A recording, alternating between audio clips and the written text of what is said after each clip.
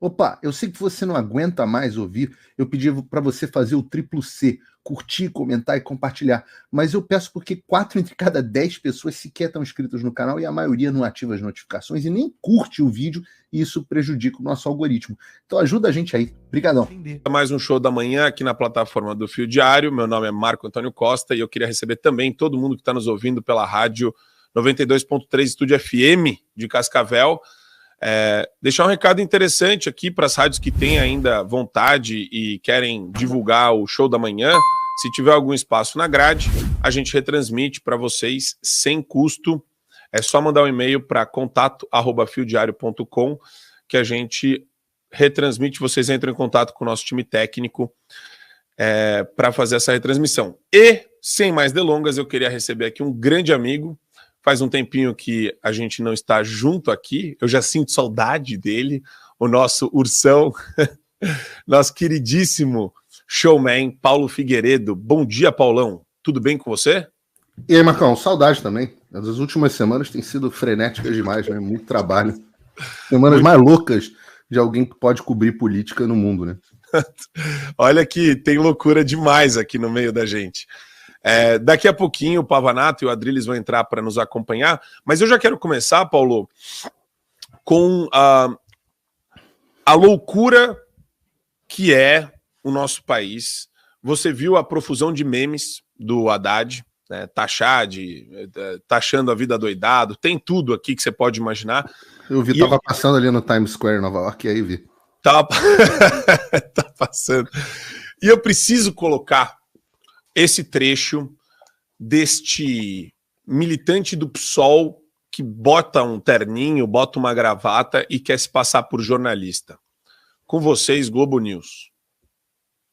Você ir contra isso não é muito fácil. Agora, neste caso, a quantidade de peças produzidas e distribuídas, né, postadas nas redes sociais nos últimos dias, mostra o que você falou. É uma coisa profissional. Nessa situação, se você consegue identificar a origem, eu acho que no futuro você precisa regulamentar isso, porque acaba virando uma operação para desmoralizar uma pessoa. Tudo bem, tem a taxação das comprinhas. Bom, eu acho que tinha que taxar mesmo. É correto essa taxação. Agora, não dá para ficar não se preocupar com isso. É preciso tentar identificar a origem para coibir, para evitar que futuros ataques sejam feitos. É a minha opinião. Eu acho até que isso tem que ser regulado. Você não pode, de repente, deixar que alguém resolva, por exemplo, fazer uma campanha contra o Thomas. Vai lá e destruir a reputação do Thomas. Não vão conseguir, né? Mas tentam. Você tem que descobrir quem está por trás disso. Bom dia, Adriles Jorge. Bom dia, fã do dia. Tudo bem com você? Olha como como é que você tá, meu querido Figueiredo? Tudo bem? O Paulo tá cabeludo, e Adriles? Ele tá o Steven Crowder brasileiro aqui, pô. O cara tá muito estiloso. Olha que legal. Chiquérrimo. Só tem que diminuir, deixa eu fazer, lições de semiótica. Tem que diminuir essa mesa. Você tá parecendo um anãozinho da Branca de Neve com a mesa cortando seu peito aqui. Não, vou explicar por quê. É porque o enquadramento do show da manhã é diferente do enquadramento do Paulo Figueiredo Show. Então, no enquadramento do Paulo Figueiredo Show, se eu fizer, eu vou ficar sem teto aqui, ó. Esse aqui é que é. Não, fica não. Tá bom. Tá bom, Adriles, você faz a live da cozinha, Adriles. Você faz a live da cozinha. O povo ama a minha cozinha, Marco Antônio. O povo ama a minha cozinha. Eu sou do povo, você é aristocracia. Ficou bom, tá bom assim. Bem, só tô parecendo um Dunga. Quadrilhos é tipo lições direção semiótica aqui no... Lições de responsabilidade fiscal com Haddad. Ó, eu quero aproveitar e jogar para o Paulo Figueiredo já essa primeira pauta. Mas colocando aqui uma matéria da Oeste também, Paulão. A AGU quer saber quem financia os memes sobre Taxade. Em uma publicação no X, o ministro Jorge Messias ensinou que a produção e a repercussão de piadas com Haddad são pagas pelos mais ricos. E levantou dúvidas e falou que é importante descobrir quem é o inimigo do Brasil. Ele coloca dessa forma aí, os inimigos da justiça fiscal. E aí, Paulo, é o tal negócio, né? Se fosse só um cara mau caráter, blogueiro sujo da Globo News falando isso, tudo bem, quer dizer, é um maluco doidão aí que tá falando isso na Globo News. Agora, quando você vê que isso tem ressonância na AGU, que tem uma Procuradoria Nacional de Defesa da Democracia, no Supremo, no TSE, e esse negócio é sistêmico, aí a gente tá numa situação bastante delicada, Paulo. Quando eu falo Marco Antônio, que eu só tenho uma prioridade de vida, que é restabelecer a liberdade de expressão no Brasil, porque sem a liberdade de expressão a gente não consegue fazer mais nada, é sobre exatamente isso aí que eu estou te dizendo. Não adianta, você não vai ter nem liberdade para fazer meme. Então, enquanto a direita está fazendo acordos para eleição municipal, para livrar A ou B da perseguição ali imediata, e sacrificando com isso a pauta mais importante, que é a restauração da liberdade de expressão, a consequência é isso aí. A gente teve um movimento absolutamente sensacional, e a esquerda tem muita dificuldade de entender como é que esse movimento funciona, porque eles têm lá Choquei, Mind8, todo o gabinete do amor, né? Toda aquela articulação que eles mesmos admitem que acontece, mas a PGR se recusa a avaliar, apesar de fazer uma perseguição descarada da direita. Eles têm muita dificuldade de entender a diferença, e o ministro Alexandre de Moraes até tem dificuldade nas próprias sentenças dele de separar o que é orgânico de o que é articulado. E a gente estava aqui antes do programa, batendo papo, né, falando sobre justamente como a direita é desarticulada, como falta orientação, como falta liderança, como as pessoas estão perdidas, cada um para o seu lado, cada um fazendo o que quer. Nós que temos muito contato com os deputados e as lideranças de direita, a gente vê como tem picuinha entre eles, como tem cada um fazendo o que quer.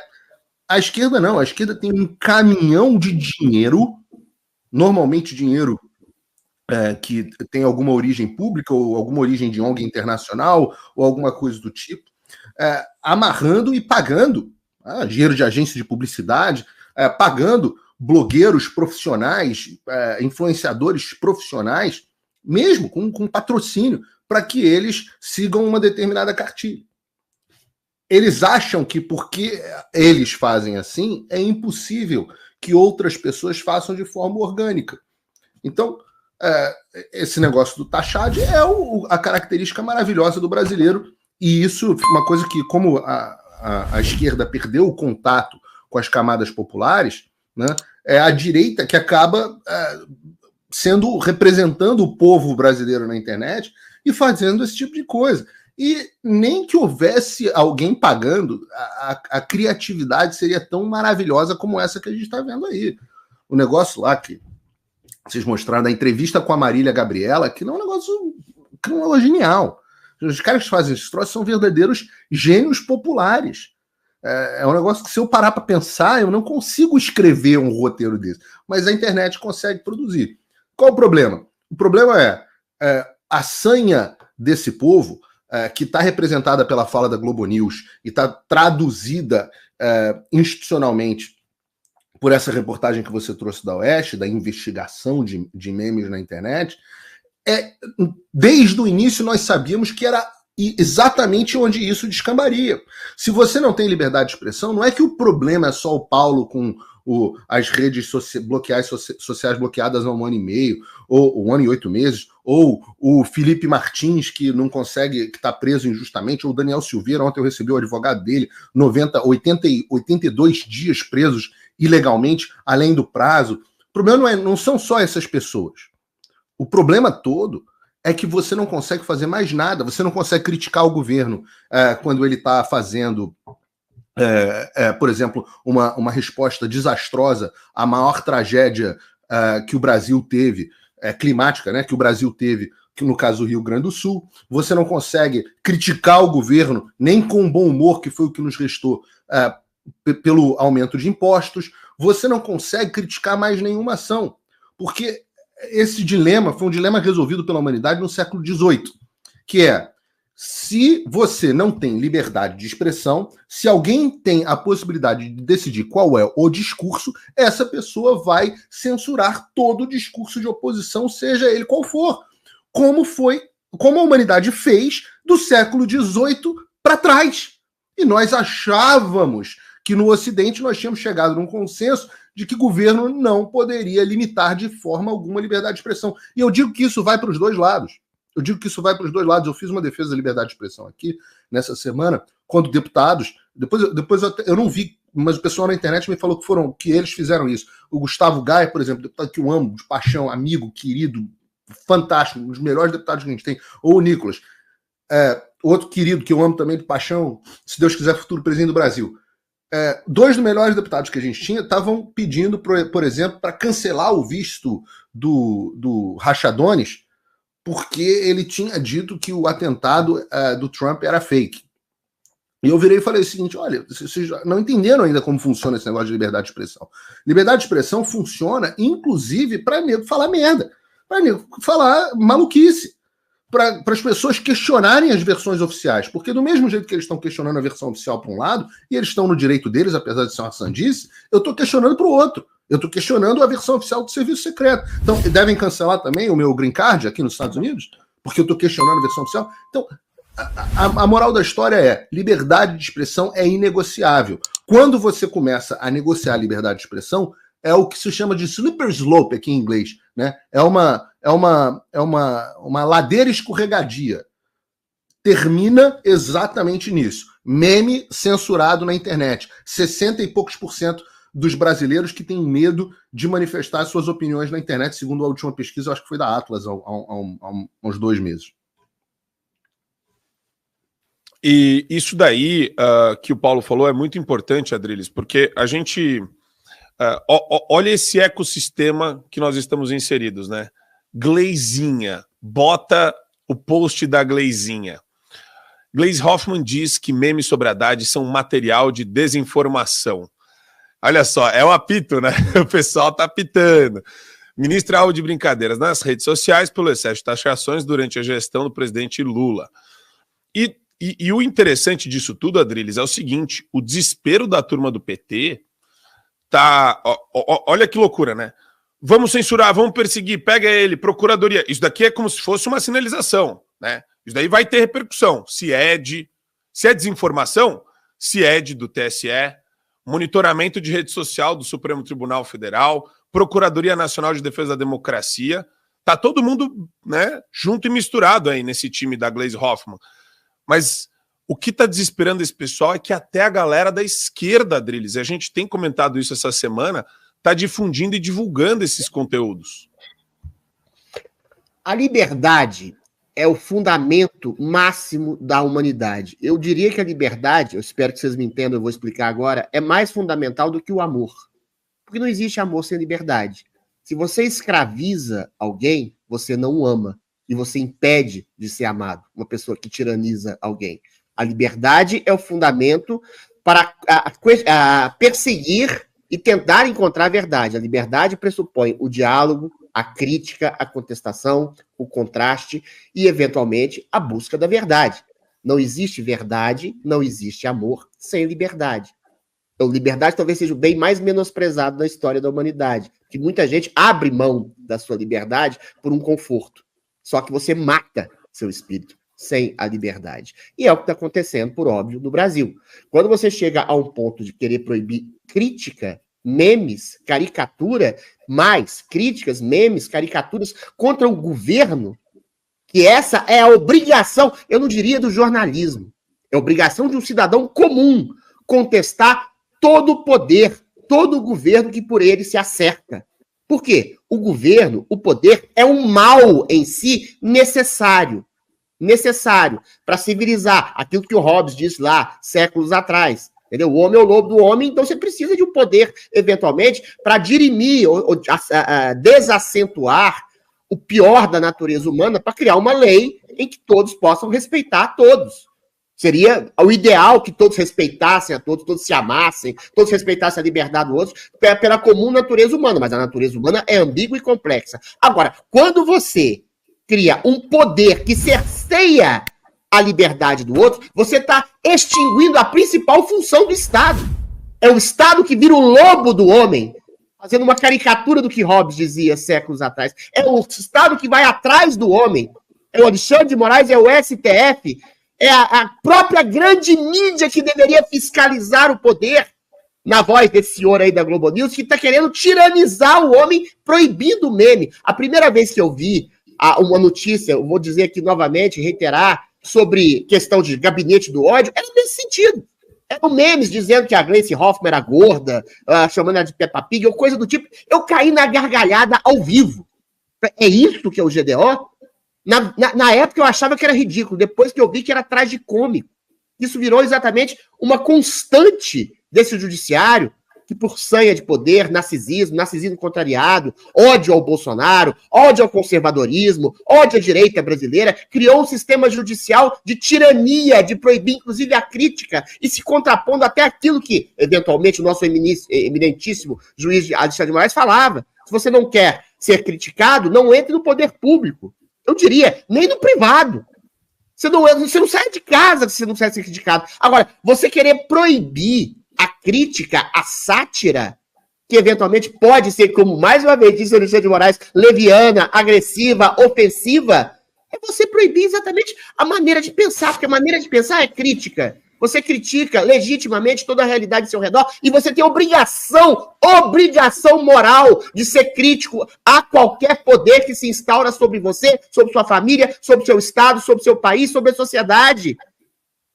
O preço da liberdade é até na vigilância. E, eventualmente, você tem que vigiar não só sobre sua liberdade, sobre quem te governa. Aí você tem o principal órgão fiscalizador, que deveria ser o jornalismo brasileiro, falando, tem que proibir meme, tem que proibir crítica. Que tipo de jornalismo é esse? O Paulo Figueiredo, grande filósofo Paulo Figueiredo, disse, o jornalismo profissional morreu. Não! O jornalismo profissional é um cadáver, insepulto, putrefato.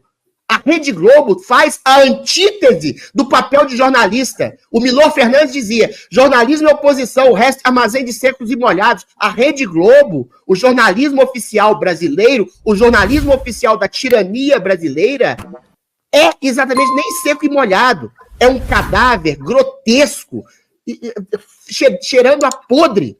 Sim. Na frente de todo mundo, que quer o princípio mínimo de liberdade, de poder dizer o que pensa, falar o que pensa, criticar o governo e criticar a própria mídia, que se transformou num poder tirânico que quer cercear a liberdade e o caminho para a verdade e para o amor no Brasil. Vou mudar minha frase, Marco. O jornalismo profissional é o Joe Biden. É um cadáver adiado. Ele morreu já tem um tempão, mas tem um bando de gente poderosa que tem interesse de manter ele ali. Então ele parece que está vivo, mas já está morto há um tempão. Então vou trocar. E assim, essa citação, eu não sei se o Marco Antônio sabe, essa citação dele é do Fernando Pessoa. É um cadáver adiado que procria. Sim. E o STF procria, a jurisprudência do medo procria, o Joe Biden procria, a mídia do establishment senil procria. Ou seja, são senis que procriam, cadáveres adiados que procriam. Que o Joe Biden procria mais não, Aldrides. Eu preciso... Estou falando no sentido simbólico, Paulo Figueiredo. A gente tem um jornalista investigativo, que é uma grande aquisição nova aqui do canal, que também é xará do Paulo, e eu preciso, antes de passar o vídeo deles, pedir o seguinte, pessoal, eu acho, e até depois eu quero ver isso com o Paulo, eu acho que está rolando um boicote geral, assim. Todas as audiências caíram, o negócio tá numa, né, uma maré estranha. Tem duas coisas acontecendo. Muito estranha. Tem duas coisas acontecendo. A primeira... É eleição, eu acho. O YouTube está restringindo o conteúdo político. Todas as redes sociais estão restringindo a entrega de conteúdo político. O Instagram, pelo menos a Meta, fez isso oficialmente. Ela falou, olha, não vou mais entregar conteúdo político. Por isso que o Instagram piorou tanto quanto rede pra gente, né, que faz conteúdo político. E o YouTube faz isso por trás dos panos. Agora, isso é um componente. Tem um outro componente que a gente sabe, porque foi dito que hoje o que os governos estão fazendo é fazendo a censura informal. E o Elon Musk denunciou isso, tanto na Europa, mas principalmente no Brasil. Lembra que o grande confronto do Elon Musk com o Alexandre foi quando ele disse, olha, o Alexandre está querendo agora que eu faça censura de conteúdo por mim mesmo e finja que sou eu. Ele dá a ordem e eu finjo que sou eu. Isso aí. E é exatamente o que está acontecendo. É o porta dos fundos, né? Porque o Supremo tem porta dos fundos com as redes sociais. Exato. Eles têm conversa com os representantes das redes sociais. E nós vimos isso, o Elon Musk denunciando o que estava acontecendo na Europa, mas nós vimos também, graças ao Comitê Judiciário, que foi quem liberou aquelas decisões do Alexandre, as decisões do Alexandre, inclusive, estavam incluídas nessa investigação global, a gente sabe que você tinha a Casa Branca informalmente falando com as redes sociais, dizendo, não, censura esse cara, bota esse cara em shadow ban, faz isso. O governo moderando o discurso, que no Brasil era feito na base da ordem do Alexandre, em última instância ainda é, mas todos esses termos de ajuste de conduta, etc, esses acordos que são paralegais, né, que são feitos um acordo, um termo de ajuste de conduta para uma corte e uma empresa. Ora, tem porra de termo de ajuste de conduta em corte e empresa, tem ajuste de conduta, a conduta de uma empresa é seguir a lei, né? Não tem esse negócio de ajuste de conduta por debaixo dos panos que ninguém sabe o que é. Então hoje nós temos duas coisas, o YouTube restringindo, junto com as redes sociais, conteúdo político, mas restringe mais para alguns do que para outros. Essa outra coisa que está acontecendo... Duplo padrão que a gente sempre denuncia, que sempre pesa mais do nosso lado. Se você olhar os vídeos, eu mostrei isso no Paulo Figueiredo Show, não sei se você teve a oportunidade de ver, mas eu mostrei que o normal de um canal do YouTube, o normal que eu sempre tive, aqui mesmo, a gente sempre falava isso, que quando a gente coloca um vídeo, 40% das pessoas que assistem o vídeo são não inscritas. Uhum. O que significa isso? Significa que são pessoas que não clicaram no botão da inscrição, mas o YouTube mostrou pelo algoritmo, porque fala, olha, a dona Cristina Dias, que está aqui falando no chat, ela talvez goste desse conteúdo do Fio Diário, porque ela assiste o Paulo Figueiredo Show, então ela deve gostar do Fio Diário. E ele vai lá e recomenda para ela clica lá e assiste, mesmo sem estar inscrita. Hoje, o YouTube, nos meus vídeos do canal do Paulo Figueiredo Show, são abaixo de 10%. Significa que o YouTube não está mostrando o meu vídeo para ninguém. Para ninguém, é. Se você, então, se as pessoas não estão, prestem atenção. Se você não está inscrito nos múltiplos canais aí que a gente está transmitindo, no canal do Marco Antônio, no canal do Paulo Figueiredo Show, no canal do Fio Diário, etc, clica na inscrição para você ter uma chance de poder assistir o Fio Diário recomendado para você. Exatamente, Paulão, obrigado. E eu queria jogar aqui um vídeo de um jornalista investigativo de primeira linha que tem uma denúncia muito, muito importante para fazer aqui para nós. Com vocês, Paulão, segundo, o nosso. Uma editora do Globo passa pela Sans Pena. Não, pessoal, não. Meus amores, não é esse não. Esse é bom também. Esse é ótimo. A gente vai falar dele. É o Paulo Souza, pessoal. É o vídeo do Paulo Souza. Ele é um homem aparentemente comum, pai de família, supostamente um cidadão de bem. Foi pego em flagrante portando dezenas de memes. Questionado pela polícia, o criminoso alegou que os memes seriam para consumo próprio. A patrulha desconfiou do homem que gargalhava antidemocraticamente numa via pública. Os policiais confirmaram a suspeita quando viram em posse do meme-liante uma imagem de Haddad beijando Lula sob o título 50 tons de taxa. Lamentável, né? Ao ser abordado, ele ainda tentou subornar os oficiais, oferecendo memes a eles e dizendo ainda, segundo relatos do sargento, que teria muito mais memes de onde aqueles saíram. O tráfico de memes vem crescendo assustadoramente e é um dos principais enfrentamentos do atual governo, que já encara como uma questão de saúde pública, temendo uma pandemia. Os memes são a porta de entrada para conteúdos mais pesados, como piadas e, em casos extremos, até stand-up comedies. Um dos traficantes de humor mais procurados atualmente é Leonardo de Lima Borges Lins, conhecido no crime organizado como Léo Lins, que tem fornecido risadas antidemocráticas a milhares de usuários pelo país. Os memes viciam facilmente e têm se espalhado de forma praticamente incontrolável. Os usuários já planejam a organização da Marcha do Meme, reivindicando a sua descriminalização. Tramita no parlamento um projeto de lei que visa descriminalizar o porte de 40 gramas de meme. Um completo absurdo. Que sociedade autorizaria o porte e o consumo de 40 gramas de algo comprovadamente nocivo? Como memes, né? Nossa emissora, assim como o governo federal, se preocupa apenas com a verdade e a justiça e não podemos permitir que você seja enganado por memes antidemocráticos que querem atrapalhar o nosso projeto de poder. Poder ajudar todas as pessoas do Brasil. Viva Lula, viva Haddad, viva o jornalismo imparcial. Voltamos com você, Tralha. Ô, Marco, a gente chegou num ponto, eu lembro que a gente falando assim, que a literatura, a poesia, sobretudo o humor, blindaria qualquer pessoa de censura. Isso na época da ditadura militar, né, dos anos 70, não sei se o Paulo Figueiredo concorda comigo, mas enfim, e desde a época militar até qualquer tempo. Quando você faz uma piada, uma ironia, hoje chegou-se ao ponto em que, primeiro, uma piada por si mesma, ela é proibida porque ela está ofendendo algum grupo étnico, negros, mulheres, gays, anões, vesgos, sei lá. E a gente chegou ao ponto que um meme, uma piada, uma caricatura é proibida quando se faz uma crítica legítima que seja ao governo. Ou seja, não tem escapatória. É uma censura total, oficial, absurda, que você critica, inclusive, quem faz piada com você. Quando você chega ao ponto de criticar o humor, é a baixa total e absoluta da inteligência, que não reconhece nem ironia, nem sátira, nem distanciamento. Ou é burrice, ou é, no caso do governo e da mídia brasileira, capciosidade se fingindo de burra. Enfim.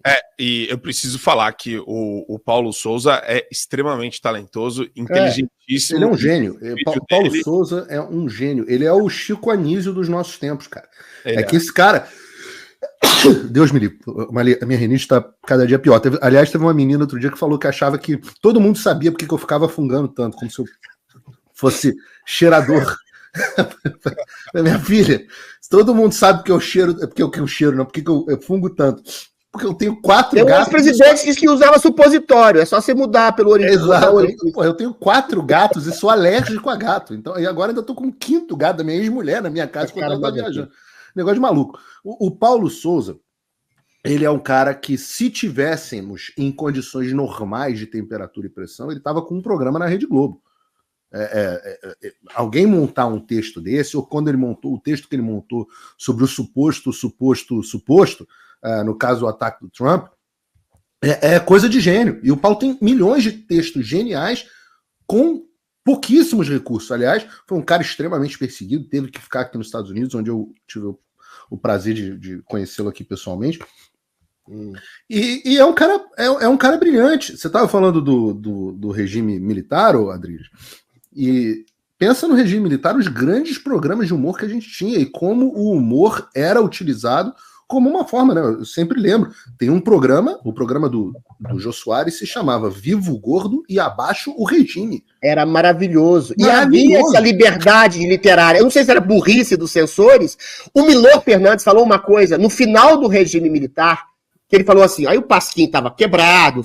E agora? Sem a censura, o que a gente vai fazer? Claro. Porque a censura... Mas isso é fato. A censura, na época do regime militar, que era uma censura... Censura é sempre terrível, mas mais branda do que hoje, ela permitia, por exemplo, que um Chico Buarque fizesse letras alegóricas, metafóricas, extraordinárias, o Milor fizesse piadas, ironias, sutis, extraordinárias, o Pasquim fizesse uma alegoria. Censura é sempre ruim, mas ela estimulava a originalidade das pessoas para driblar a censura. Hoje não, o cara vai lá, pega seu Twitter inteiro, sua rede social inteira, sua conta bancária inteira, e se você fizer um meme, o cara tá proibindo você. Então, quando se fala em censura do regime militar, que teve, sim, censura do regime militar, a de hoje é 1000 vezes pior, porque ela proíbe, inclusive, a ironia, o distanciamento da realidade e a literatura. É uma coisa pavorosa o que acontece hoje. E eu preciso jogar, Paulo, aquele vídeo que tinha aparecido antes do Paulo Souza. Antes, eu só quero deixar aqui as redes do Paulo Souza para o pessoal seguir, porque ele está com novos projetos e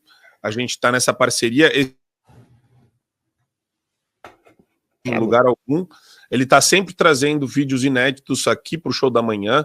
Então, eu quero agradecer de coração o Paulo pela força, pela parceria e falar que a gente está junto aí no projeto com ele. Paulo Souza Incomum no YouTube e no Instagram, @paulosouza.oficial, Souza com Z, tá? E eu queria jogar o outro vídeo para o Adriles e para o Paulo comentarem, porque, cara, é perturbador. Mesmo depois do que aconteceu com o Trump, é perturbador o que aconteceu no Rio de Janeiro, porque não é qualquer Zé Mané, Zé Ruela. Essa pessoa trabalha no Globo. E ela tá fazendo esse vídeo que vocês vão ver agora. Uma editora do Globo passa pela Sans Pena, em plena manifestação pró-Bolsonaro ali, e deseja a morte do presidente e a morte de todos os bolsonaristas que ali estavam. Eu vou mostrar esse vídeo para vocês. O nome da editora do Globo é Natália Sarro, e foi esse o vídeo que ela gravou. Cara, simplesmente 10h47 da manhã, a Praça Sans Pena fechada por causa de Bolsonaro. Cara, essa merda tem que acabar, a gente tem que morrer.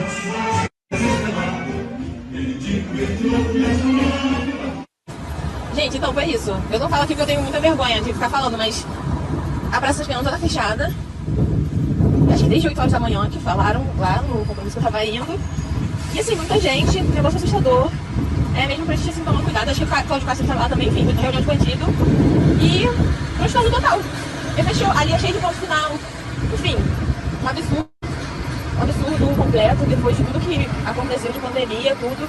O cara desse lá, e se falando assim, agora o presidente vai falar. Enfim, é uma pena que não tem uma pessoa mais corajosa para tomar uma medida mais drástica quando esse imbecil aparece assim em público.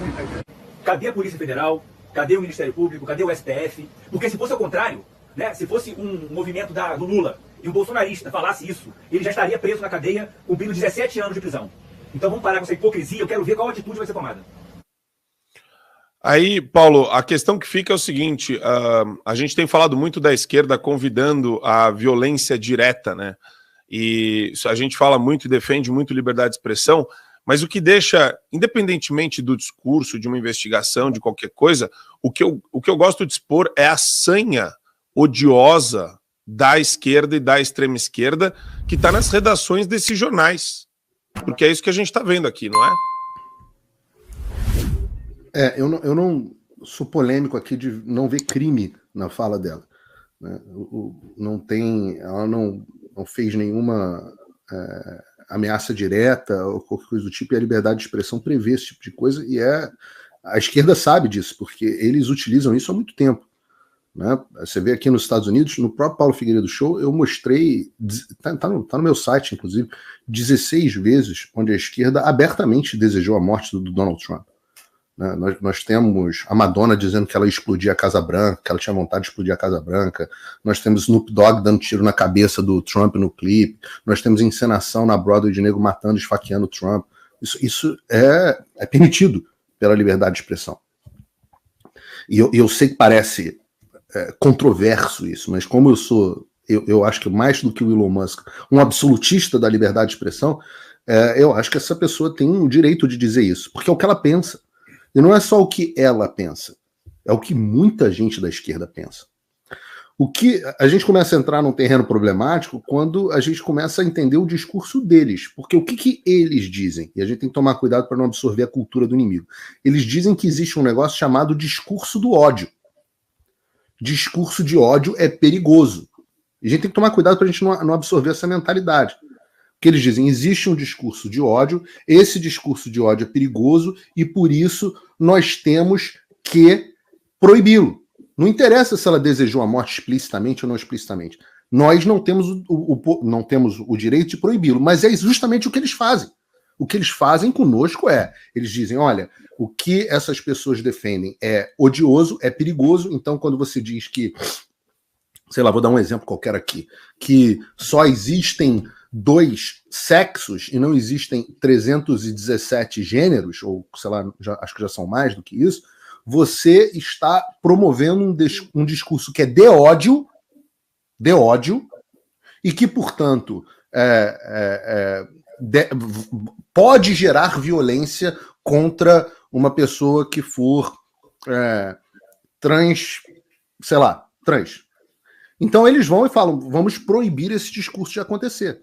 Porque é discurso de ódio. O que essa menina está fazendo, e é o que a esquerda vem fazendo há muito tempo, se existir discurso de ódio, é a definição. Ora, eles dizem que Bolsonaro é Hitler, que o Trump é Hitler, eles estão o tempo inteiro, já falei aqui dos casos específicos do Trump, jogaram futebol com a cabeça do Bolsonaro, tudo isso. E as pessoas, e tem gente no chat falando que estranho o que o Paulo Figueiredo está dizendo. E esse, na verdade, é um pouco do problema. Tem a ver com aquilo que eu estava falando a respeito até dos deputados pedindo a censura o cancelamento do visto do Janones. É estranho para os valores da população brasileira a ideia da liberdade de expressão. Isso que eu falei aqui nos Estados Unidos, você, Marco e Adriles sabem disso, que as pessoas iam olhar para o lado e falar assim, mas é claro que a pessoa pode desejar isso. É um absurdo. Ela é uma pessoa claramente com problemas, né? Ela tem um problema psicológico grave, uma pessoa que vê uma manifestação e deseja que essas pessoas morram. É uma pessoa que está com problemas, está passando por problemas psicológicos, mas ela tem o direito de fazer isso porque a gente não quer que o governo... Por que ela tem o direito? Porque a gente não quer que o governo tenha o poder de decidir o que as pessoas podem falar ou não. Isso é sobre a liberdade de expressão.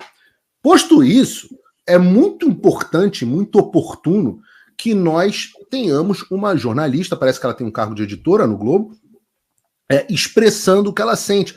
Porque esse é o desejo. Nós só estamos vendo uma janelinha. É uma janelinha para o que acontece dentro das redações dos jornais. Há muito tempo que eu vejo, que eu digo que os jornais acordam todos os dias com uma prioridade. Bolsonaro. Nos Estados Unidos, eles acordam com a prioridade Trump.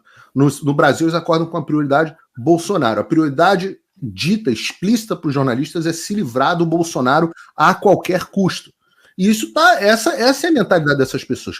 Muita gente faz a comparação e fala assim, ué, mas Paulo Figueiredo, elas são contra o Lula, elas são contra o Bolsonaro e você é contra o Lula, você é pró-Bolsonaro e elas são pró-Lula. Isso aí é normal da democracia. Eu falo, tem uma diferença importante. A diferença é que eu sou honesto com a população a respeito das minhas opiniões. Eu sou um jornalista de opinião, eu sou pago para dar as minhas opiniões, as pessoas assinam os meus conteúdos, assinam o meu site, compram meus cursos para ouvirem minha opinião sobre as coisas. Então eu sento, conto os fatos e digo abertamente a minha opinião. Uma editora do Jornal Globo, ela se esconde atrás do manto da suposta isenção. Então, essas pessoas dizem, não, nós somos o jornalismo isento, objetivo, responsável pela manutenção da democracia. Mas é isso, privadamente elas estão desejando a morte do Bolsonaro, não é só do Bolsonaro, não, do Bolsonaro e dos bolsonaristas. E esse ponto, Paulo, que você está trazendo, eu acho fundamental, porque quando eu falo do discurso odioso, para mim é muito claro, e a Suprema Corte dos Estados Unidos já deixou isso bem claro lá atrás, faz 70 anos já, você direcionar um local, um horário para um grupo determinado de pessoas ou de pessoa à violência, você fazer o chamado à violência direta, né? Então tem essa conotação de uma ameaça objetiva, né? De uma ameaça. Você precisa ter meios de realizar. Meios de realizar, exato.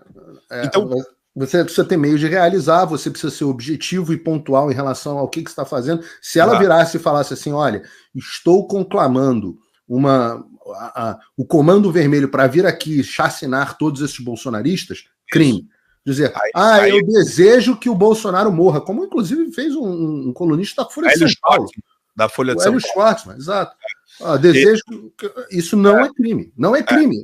É um negócio nojento, é um negócio que mostra a posição da alma do cara e mostra. O mais interessante para mim dessa notícia toda é o fato dela ser uma editora do Globo, expressar essa opinião livremente assim no Instagram. E Adriles, eu vou jogar aqui. Só um complemento, o Marco, desculpa, Adriles. Claro. O único complemento é muito interessante que ela coloque isso no Instagram de uma forma quase que mostrando assim, olha como eu sou virtuosa. Só isso, como eu estava dizendo que a janela, é porque isso mostra a bolha na qual ela vive. Porque dentro da redação do Globo, e esse descompasso para mim é a coisa mais interessante que existe na sociedade hoje em dia. Dentro da redação do Globo, 100% concordam com ela. Sim. Fora da redação do Globo, são aquelas milhares de pessoas nas ruas querendo ver e aplaudir o Bolsonaro. Ô Paulo Figueiredo. É irreconciliável a Sim. diferença de mundo em que vive essa menina do Globo e o mundo comum, o mundo normal. É impossível. Ela não sabe que aquilo existe. Ela olha para aquelas pessoas e ela não entende. Ora, como é que pode alguém de um veículo de mídia em massa continuar existindo se ela não entende o que a massa pensa? Exatamente. É uma dicotomia total, um divórcio total entre a imprensa e a vontade da população. Aliás, dentro da redação da Jovem Pan, quando você trabalhava lá, 100% das pessoas queriam matar o Bolsonaro e você. Eu não tenho dúvida. É verdade. Adriles. Não tenho dúvida. Eu visitaria a Jovem Pan com um colete à prova de balas. Todo mundo achava que a Jovem Pan era de direita, queriam matar nós e o Bolsonaro. Claro. E eu frequentava a redação. Pior era isso.